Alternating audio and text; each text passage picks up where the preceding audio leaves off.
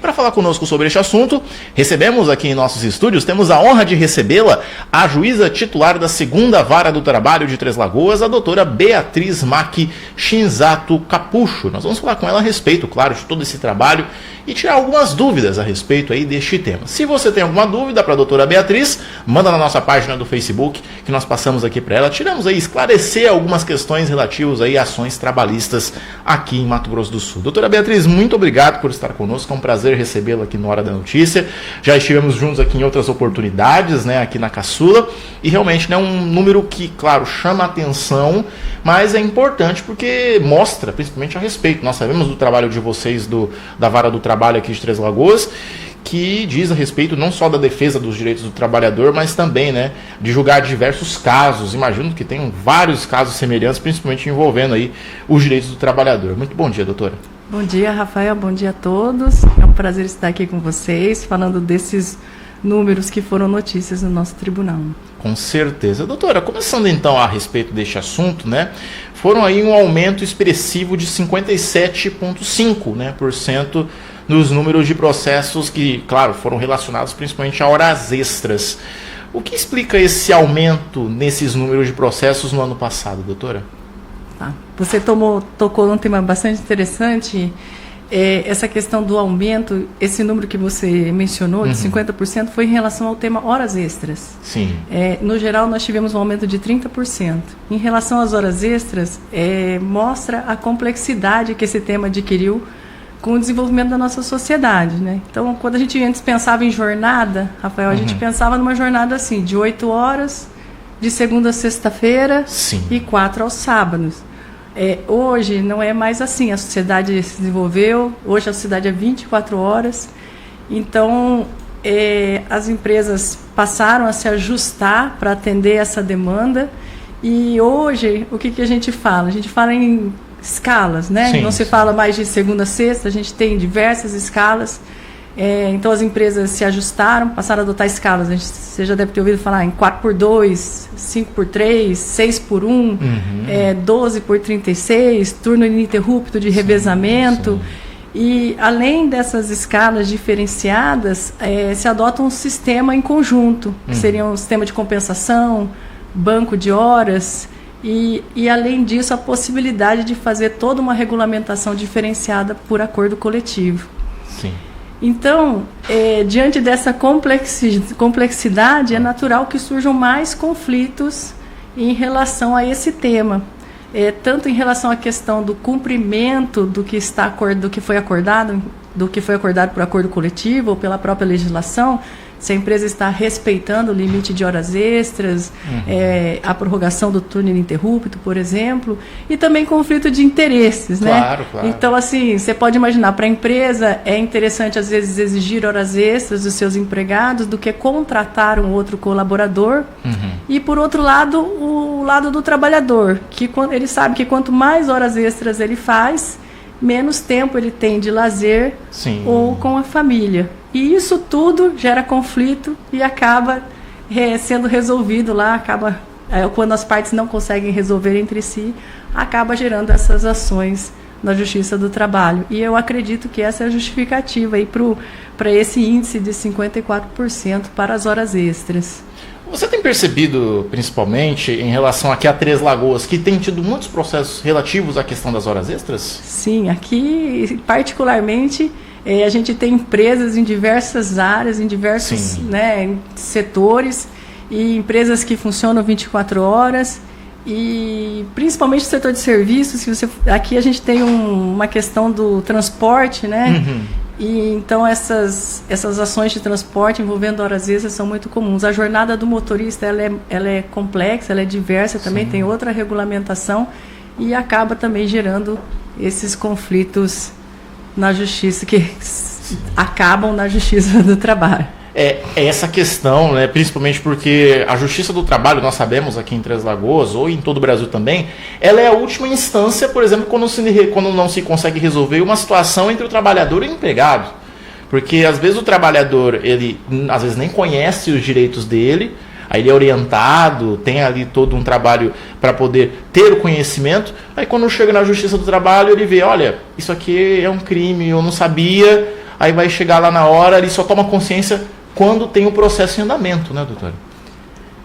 Assim, hoje as pessoas estão bem mais conscientes dos seus direitos, né? Existem canais, existem os sindicatos, aqui tem sindicatos atuantes que orientam os trabalhadores, principalmente nas indústrias, mas é claro que a pessoa também, quando está numa empresa, ela sente essa violação, ela sabe que pode não ter conhecimento da legislação, mas tem situações que ocorrem que ela sabe que não está correta e acaba buscando auxílio e chega na Justiça do Trabalho. E também, se nós verificarmos que aquela situação passa dos limites, né, é uma violação que acaba colocando em risco o trabalhador, que seja um crime, a gente leva ao conhecimento das autoridades para que a outra justiça atue em cima desse processo. Qual é o prazo, principalmente, para a solução de um processo na Justiça do Trabalho? Demanda do tipo de processo e, por exemplo, se o empregador ele colabora com esse processo, se o empregado colabora, tem um determinado prazo, doutor? Veja, o prazo, a gente diz assim que o tempo da justiça é diferente do tempo normal. Por quê? Porque um processo, ele precisa passar por um amadurecimento. Cada caso é um caso. Né? Eu não posso pegar e julgar os processos sem analisar os fatos que ocorreram em cada um deles. Então, todo o processo vai passar por uma audiência de conciliação, vai passar por uma audiência de instrução, onde a gente vai ouvir as partes, vai ouvir testemunhas, vai ter o prazo para as partes serem ouvidas, apresentarem a sua defesa, as suas versões, e aí vem para o juiz julgar. O juiz vai analisar todas essas situações que ocorreram e proferir um julgamento. Então, o processo demanda um tempo. Não é que ele é demorado, ele demora porque a natureza dele, ele precisa de um tempo para amadurecer e receber um julgamento adequado. Então, por mais que a gente agilize esse andamento, ele precisa desse tempo. Hoje, o que a gente consegue fazer com os nossos servidores, com o nosso pessoal que nós temos na nossa vara do trabalho, demanda ali de 6 a 10 meses, mais ou menos, para um processo, 6 a 10 meses? Para receber um primeiro julgamento. Como que eu resolvo de uma forma mais rápida? Eu preciso que aquela situação seja resolvida mais rápida. Aí tem as tutelas de urgência que a parte pode solicitar para resolver, e existe também a possibilidade das partes resolverem pela via conciliatória. Então elas sentam, conversam, às vezes com o auxílio de um conciliador ou do próprio magistrado, e tentam compor os seus interesses. Aí a decisão sai de forma muito mais rápida, porque aí basta uma homologação do juiz dizendo que aquele acordo está conforme a lei. E se resolve. Aí se resolve 1 mês, 2, 3 meses. Mas num processo, se as partes não conseguirem chegar a essa conciliação, o processo segue o seu rumo normal, e aí vai demandar o tempo que for necessário para receber um julgamento correto, justo, conforme a situação. Todo o processo, Rafael, passa por uma audiência. Então, assim, todas as pessoas, todos aqueles 3 mil processos, praticamente a maior parte deles vão passar por audiência. Então, uma de conciliação e uma de instrução. Todas as pessoas serão ouvidas, todas as testemunhas serão ouvidas, e isso demanda tempo. Não tem como ser feito num ritmo acelerado. Sim. Geralmente, né, até mesmo quando você passa pela justiça comum, a conciliação é o mais indicado. Imagino que na Justiça do Trabalho também, né? Chega naquele consenso ali, olha, as partes querem entrar numa conciliação, querem entrar num diálogo, né, para tentar resolver essa situação, porque vai ser menos oneroso para a Justiça do Trabalho, mas também vai ser menos oneroso para as partes, né? Vamos falar assim, tecnicamente. Sim, é desse jeito mesmo. A conciliação é a forma natural de resolver o conflito, né? Sim. A conversa, as partes tentarem chegar a um acordo, essa é a forma que a gente resolve os nossos problemas na nossa casa, às vezes no trabalho. Quando não é possível, vai para a justiça. A justiça tem um serviço de conciliação, porque é uma forma, a gente fala, é uma forma adequada de solução de conflitos. E lá se tem o auxílio de um conciliador, e às vezes o próprio magistrado atua como conciliador. Então, as partes têm essa oportunidade de voltar a conversar e buscar a solução para os seus problemas. E aí, quem dá a solução são as próprias partes. Sim. Né? Não é o juiz que que dá aquela solução que às vezes não agrada ninguém, não agrada nem o empregado nem o empregador, Sim, né? O que às vezes seja o mais comum. Porque a gente está aplicando estritamente a lei naquilo que foi provado, que está ali no processo. Não é a verdade do que aconteceu. Essa verdade só as partes sabem realmente. Claro. E então por isso que se diz que é uma forma adequada. Existem processos que não é que não conseguem, talvez a conciliação nem seja adequada. São casos mais complexos ou que aconteceram situações mais graves, e aí talvez a decisão judicial seja mais adequada. Por isso a Justiça oferece tanto a conciliação quanto a possibilidade do julgamento. Sim. Doutora, a título de orientação, quais são os tipos de ações que podem ser movidas na Justiça do Trabalho, por exemplo? A mais comum é a reclamação trabalhista, né? Mas nós temos desde interditos proibitórios, no caso de greves, temos ações coletivas, mas assim, a sua grande maioria são reclamações trabalhistas, aí pelo rito ordinário, pelo rito sumaríssimo, dependendo do valor da questão. Sim. E, claro, outro tema até bem recorrente também em relação a processos é a questão do adicional de insalubridade, né? É um tema que, claro, vem recorrente, as condições de trabalho em que os empregadores dão a esses empregados. Em Três Lagoas tem tido mais questões em quais tipos de local aqui em Três Lagoas que a senhora tem percebido, doutora? Aqui na nossa cidade nós temos bastante em relação a serviços de manutenção, né? Nós temos muitas indústrias e tem muito serviço de manutenção. Tanto manutenção de máquinas, manutenção de caminhões. E nessas áreas é muito comum o pedido por contato com graxa, óleo, solda, que também dá ensejo à insalubridade. E também temos a questão da limpeza de sanitários de uso coletivo. Sim. Que o TST firmou o entendimento de que a limpeza desses sanitários de grande circulação daria ensejo ao adicional de insalubridade, equiparando a coleta de lixo urbano, a contato com esgoto. E aqui muitas empresas acabam não pagando esse adicional e levam a essas ações. Sim. Mas o adicional de insalubridade, Rafael, é uma questão técnica, sabe? Então, assim, nós temos diversas normas que elas identificam em todas as atividades os agentes de risco. Sim, sim. E para que isso? Para que o trabalhador não seja submetido à condição insalubre.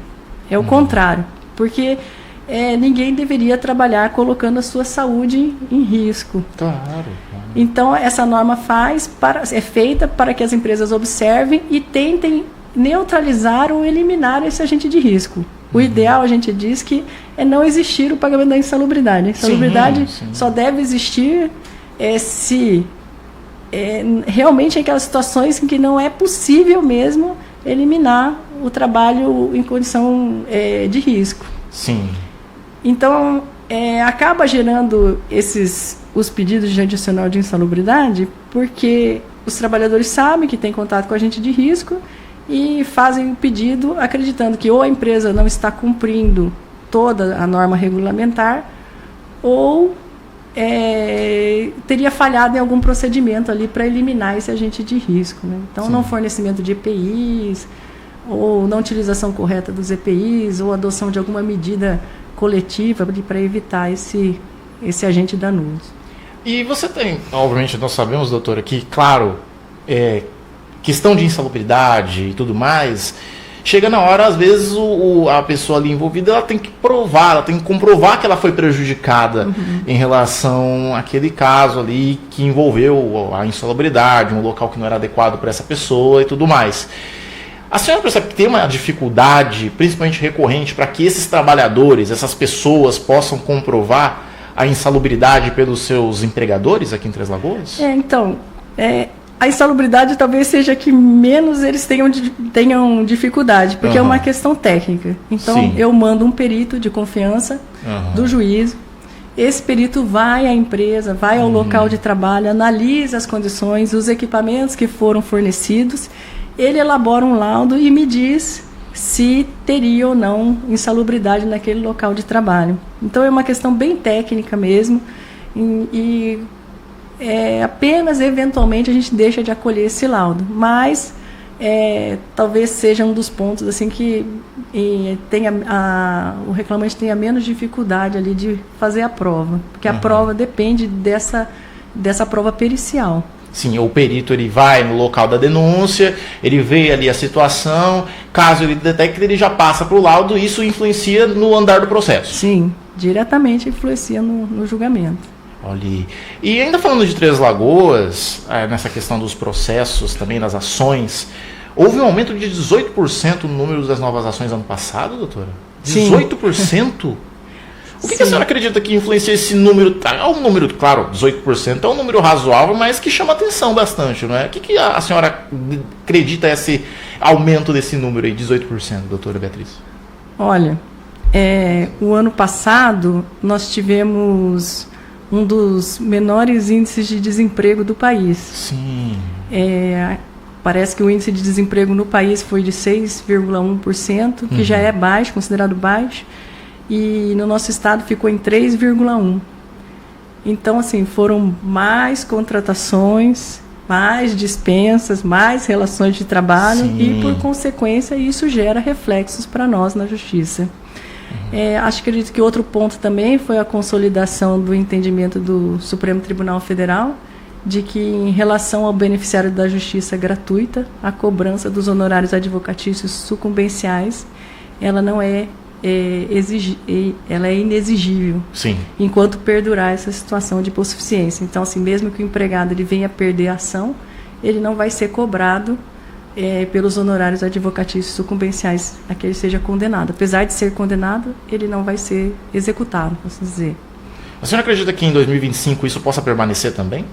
O aumento? Isso. Sem dúvida, né? A gente vê a economia voltando, crescendo, voltando já retomou o seu normal e voltou a crescer. Sim. Então, isso deve refletir, sim. A gente vê a empresa chegando e as coisas, né, assim, movimentando o mercado de trabalho. Então, isso deve aumentar, sim. Deve permanecer esse aumento no número de ações. Um outro tema também importante é sobre a questão das verbas rescisórias, né? Nós sabemos que tem muitas ações que envolvem ali indenização também por dano moral, multa envolvendo ali o artigo 477 da CLT. Esses também tiveram um grande número em Três Lagoas, né, doutora? Sim, até, como eu te falei, por conta do aumento das contratações, também tem dispensas, né? Mas mostra também que a gente tem empresas ainda que descumprem de forma assim, direitos básicos ali, né? Porque você pensar que você vai ser dispensado e nada vai receber, é algo assim, deixar o trabalhador realmente sem nada, sem ter o que comer no dia seguinte, né? Um direito mínimo, né? Às vezes a empresa não percebe que ele ultrapassou aquele limite, e às vezes o trabalhador tem consciência daquilo, e ele já entra com a ação porque nem mesmo a empresa percebeu aquela situação, não é, doutor? Não sei se não é que a empresa não percebe, né? Porque deixar de pagar. Sim. Tem deixar de pagar salário, verba rescisória, assim. A gente tem empresas muito boas aqui na cidade, né? Que o descumprimento às vezes é pontual, até por uma divergência de interpretação da lei. Mas a gente tem empresas que mostram um descaso com o cumprimento da legislação com o trabalhador. Eu penso que não pagar salário, né? Porque se me deixarem sem salário, eu vou passar muita dificuldade. Agora, a pessoa que recebe lá um salário, 2 salários mínimos, aí é questão de sobrevivência mesmo, né? Aí fica numa situação de extrema dificuldade. Doutora, nós temos algumas dúvidas. O pessoal de casa está participando com a gente aqui. Temos uma dúvida anônima. A pessoa não quis se identificar, mas não tem problema. Ele pergunta se o caso de assédio sexual no ambiente de trabalho é passível da justiça trabalhista. Sim, temos casos que chegam, é lógico que é difícil, a gente pensa nessas ações porque a pessoa tem que se expor, né? Mas é importante que o faça, a ação corre, quando tem esses casos, corre em segredo de justiça para não expor a pessoa e nem o caso. Sim. E é importante para que, geralmente, esses casos se repetem, né? Para que não acontece só com aquela pessoa. Claro. Então, no ambiente de trabalho, geralmente são condutas que se repetem. Então, as pessoas, é importante que levem para que se interrompa essa cadeia. E também para que obtenha as indenizações a que tem direito. Mas esses, assédio sexual, assédio moral, Sim. são todos da nossa alçada. É isso aí. Temos uma dúvida, a Eliane Lia de Oliveira, não sei se é uma dúvida ou uma afirmação, até vou pedir a sua orientação a respeito deste caso. Ela está dizendo assim, sobre até a questão sobre a insalubridade. Ela diz assim: bom dia, entrei com uma ação trabalhista devido à insalubridade. Ela disse que limpava um local que o banheiro era público, a causa foi ganha, ela fez até perícia, mas o processo foi para Brasília. Por que não aceitaram em Campo Grande? Ela está dizendo que o processo foi para o Distrito Federal, foi para Brasília, deve ter ido para a entidade maior do tribunal, mas não foi para Campo Grande. Isso acontece frequentemente, não, doutora? Como é que funciona esse caso? O processo dela deve ter ido a Campo Grande. É que às vezes é julgado muito rápido, então às vezes quando o tribunal às vezes julga muito rápido alguns processos, então ela às vezes nem percebeu, o advogado não passou isso para ela, já julgou, deve ter mantido a decisão, e aí a empresa tem a possibilidade de recorrer para o Tribunal Superior do Trabalho.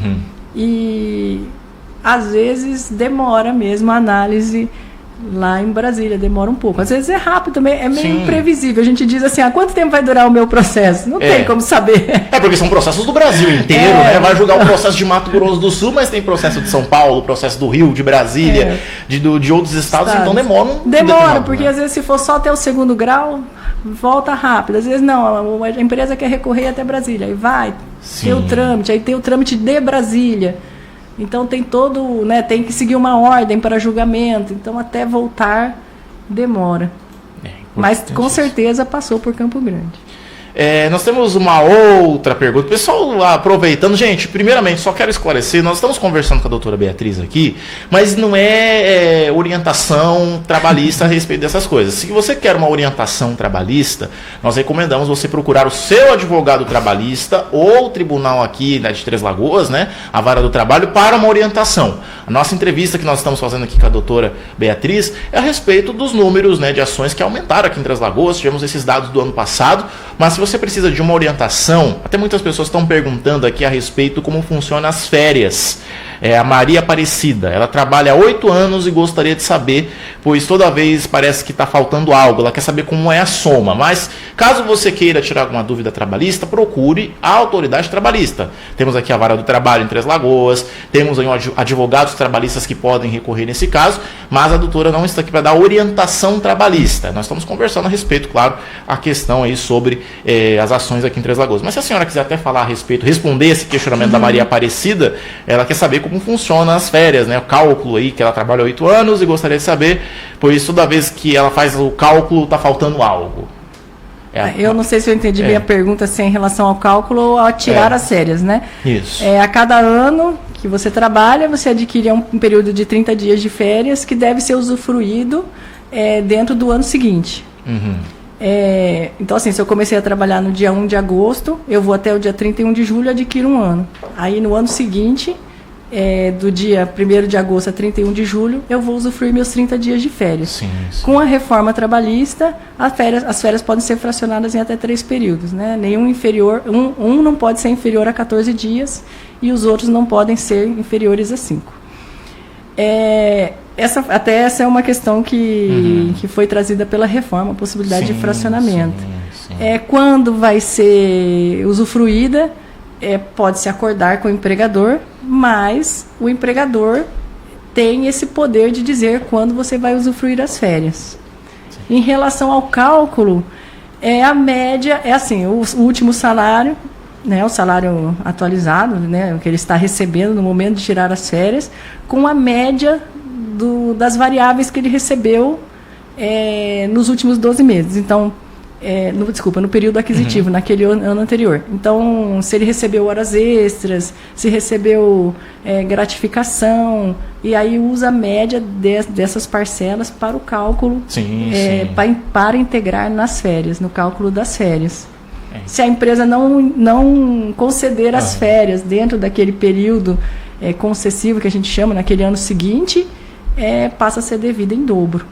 Então, tá. Como a pergunta assim foi bem... foi bem esclarecida. Mas igual eu falei, Maria Aparecida, obrigado aí pela sua participação. Como eu falei, caso você precise de uma orientação trabalhista, procure, né, um advogado trabalhista em Três Lagoas, tem vários especialistas, ou caso você precise, vá ali no Fórum Trabalhista aqui em Três Lagoas, procure aí um auxílio especializado para ajudar você nesse questionamento. Até aqui nós temos a Eliane Lia, que ela falou sobre a questão do processo que foi para Campo Grande, ela recorreu, foi em Brasília, ela está dizendo aqui, ó, o processo dela foi para Campo Grande, mas ela recorreu, aí que foi para Brasília mesmo, como a senhora explicou, né?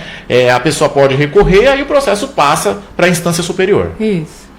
E principalmente para nós finalizarmos até a nossa entrevista, doutora, porque nós sabemos muito bem que, infelizmente, né, no Brasil, como nós dissemos, e em Três Lagoas, às vezes muitas pessoas não têm tanto, né, a questão de informação. Ainda não temos tantas pessoas com aquele que a mais para saber se ele está passando por aquela situação ou não. Ou às vezes a pessoa é uma pessoa humilde, não sabe que às vezes sofre com isso.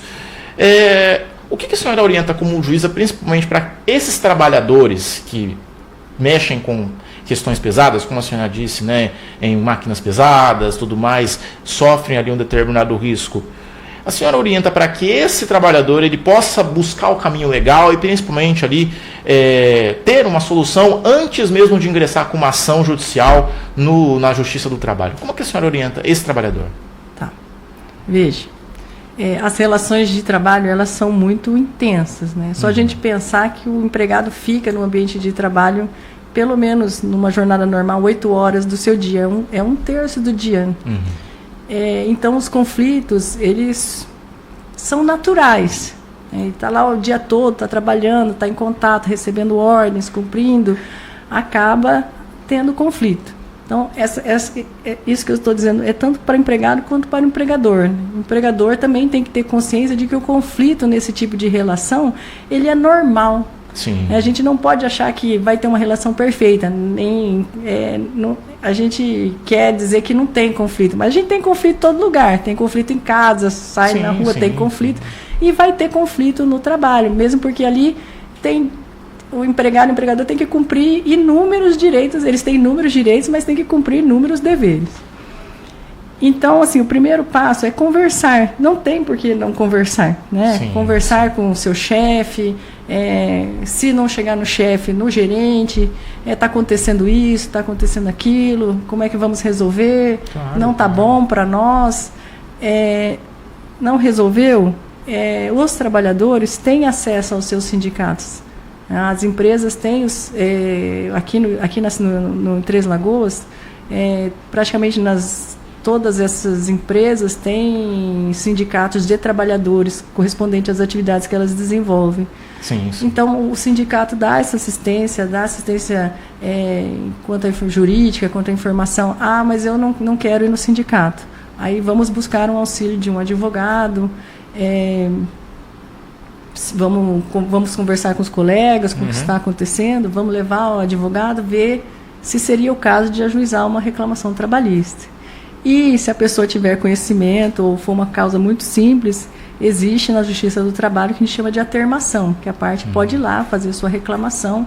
Existe uma servidora ali que ela analisa, vê se é uma questão simples, porque aí não conta com o auxílio técnico de um advogado.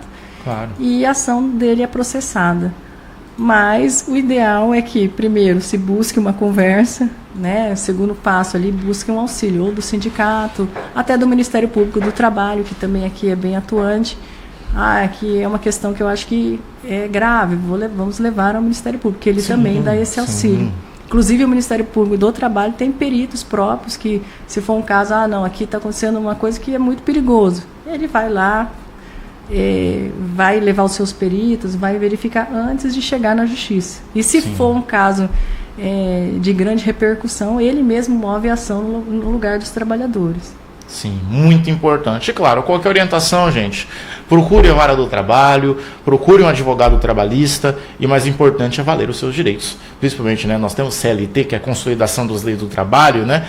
É importante aí que siga, né, essas leis para que a população possa entender e também valer os direitos de muitos trabalhadores, não só em Três Lagoas, mas também em todo o país. Doutora Beatriz, queria agradecer a senhora por ter vindo ao nosso programa, é um prazer recebê-la mais uma vez aqui, parabenizar pelo seu trabalho, porque é um trabalho muito importante, né? Nós pensamos ali, muitos trabalhadores não conhecem os seus direitos, mas quando vemos pessoas preparadas, né, para atuar, principalmente nessa categoria, nessa área como a senhora, nós vemos que realmente vale a pena reivindicar e buscar, né, pelo seu trabalho, buscar pelos seus direitos. E aguardamos a senhora aqui mais uma oportunidade, mas para falar de outros assuntos, falar também sobre o seu trabalho, sobre a sua história, que nós sabemos que sua história é muito importante na Justiça do Trabalho, e agradecer por ter aceitado o nosso convite, ter vindo aqui na Rádio Caçula, pelo menos tentar, né, um pouquinho esclarecer as dúvidas dos nossos ouvintes. Muito obrigado, doutor. Muito obrigada, Rafael. Muito obrigada pelo convite, pela oportunidade de estar aqui.